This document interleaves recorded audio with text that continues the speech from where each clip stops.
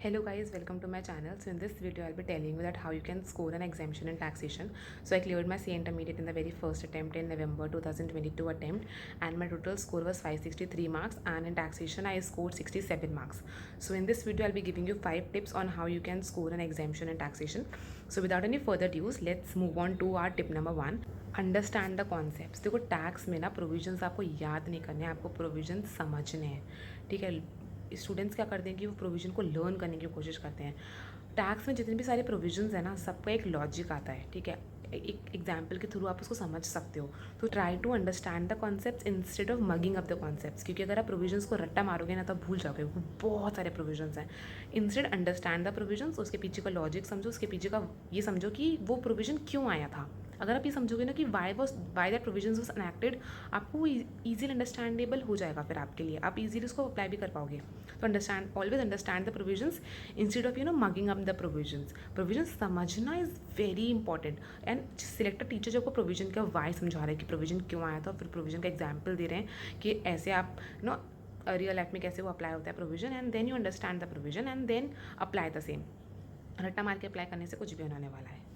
Tip number 2, solve as much as questions you can, because taxation में ना practice बहुत important है. Tax is not a theory subject. D T as well as I D T, they are not theoretical subjects. Even G S T is not theory. आपको G S T में practice करनी पड़ेगी. उसमें भी question होते हैं, like I T C है, उसमें क्वेश्चन हैं.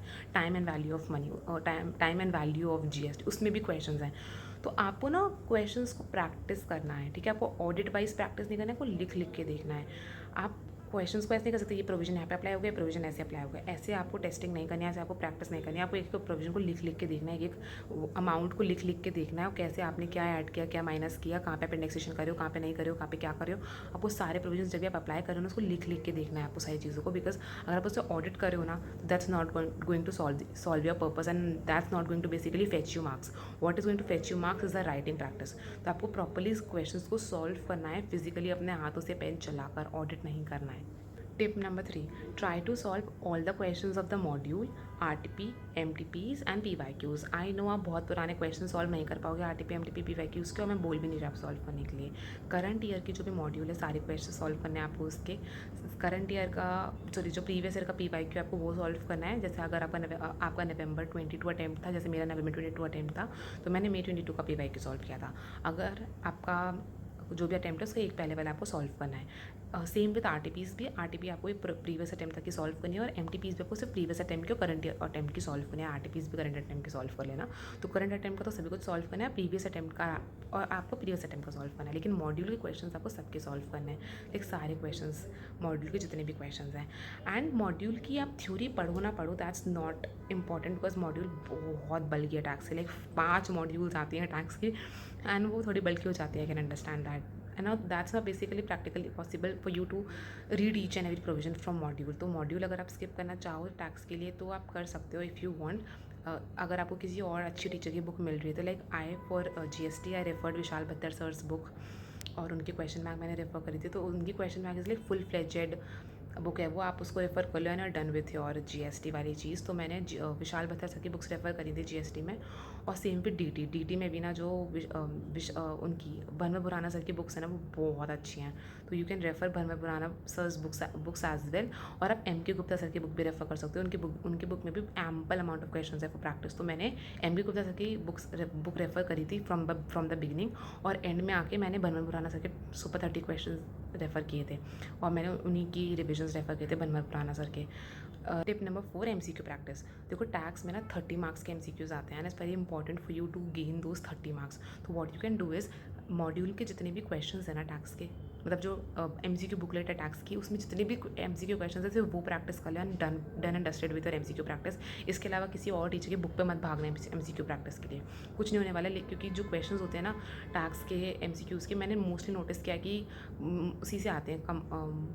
जो मॉड्यूल है, जो MCQ बुकलेट है, उसी से आते हैं. इस बार का थोड़ा सा डिफरेंट हो गया था, मतलब जो नवंबर 2022 के क्वेश्चन आए थे वो थोड़े डिफिकल्ट आए थे, टफ आए थे. लेकिन यूजुअली जो मैंने नोटिस किया है वो MCQ बुकलेट से क्वेश्चन आते हैं. तो MCQ booklet is all you need to solve for your MCQ practice. इधर उधर मत भागना, कोई सेंस नहीं है. उसी को 1-2 बार सॉल्व कर लेना. फर्स्ट टाइम सॉल्व कर रहे हो ना तो इंपॉर्टेंट मार्क को ले, फिर डिफिकल्ट मार्क को ले, सेकेंड टाइम वो डिफिकल्ट वाली सॉल्व कर लेना.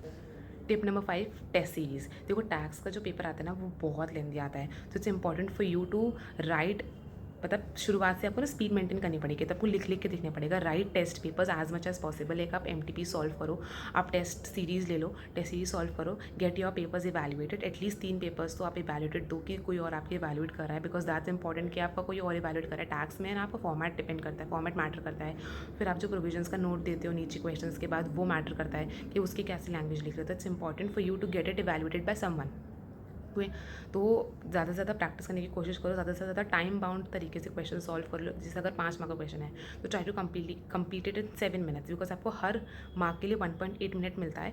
लेकिन अगर आप माइनस करते हो half an hour, like total 3 hours में से half an hour the nervousness, और फिर आप वॉशरूम जा रहे हो, ये कर रहे हो, वो करो, मतलब कभी कभी टाइम वेस्ट हो जाता है। तो आपको एक रिजर्व बना के चलना पड़ेगा। तो अगर एक बफर टाइम लेके चलना पड़ेगा तो हाफ एन आवर का बफर लेते हैं, तो 2.5 आवर्स है आपके पास अपना पेपर सॉल्व करने के लिए। तो ट्राई कि आप जो क्वेश्चन सॉल्व कर रहे हो वो आप हर क्वेश्चन को हर मार्क के लिए 1.5 मिनट्स लेके चल रहे हो। तो अगर 5 मार्क का क्वेश्चन है तो try to solve it in 6.5 और 7 मिनट्स, ठीक है। So guys yes, this was all for the taxation के टिप्स। आई होप आपको इस वीडियो से हेल्प मिली होगी। अगर आपको कुछ और फर्दर डाउट्स है so you can connect with me on Topmate as well, and you can connect with me on LinkedIn as well. अगर मुझे लिंक्डइन में ना बहुत सारे मैसेजेस आते हैं, तो कभी कभी मैं लिंक्डइन पे मैसेज का रिप्लाई नहीं कर पाती हूँ, बिकॉज बल्क में मैसेजेस हैं। तो इसके लिए I have created my profile on Topmate, so you can connect with on Topmate as well. If you have some specific queries I can give you a personalised solution on Topmate, because हमेशा ना ये जो videos होती है इसमें आपको personalise solution नहीं दे पाती हूँ कि आपकी क्या करंट में पोजीशन है एंड आप आगे क्या कर सकते हो, और आपकी सिचुएशन के अकॉर्डिंग एक मॉडिफाइड सोल्यूशन, एक पर्सनलाइज सोल्यूशन को प्रोवाइड कर पाऊंगी वहाँ पर। So I will give you a link of my Topmate handle in the description box and you can connect with me there as well. So yes guys, thank you so much for watching the video till the end. Bye bye.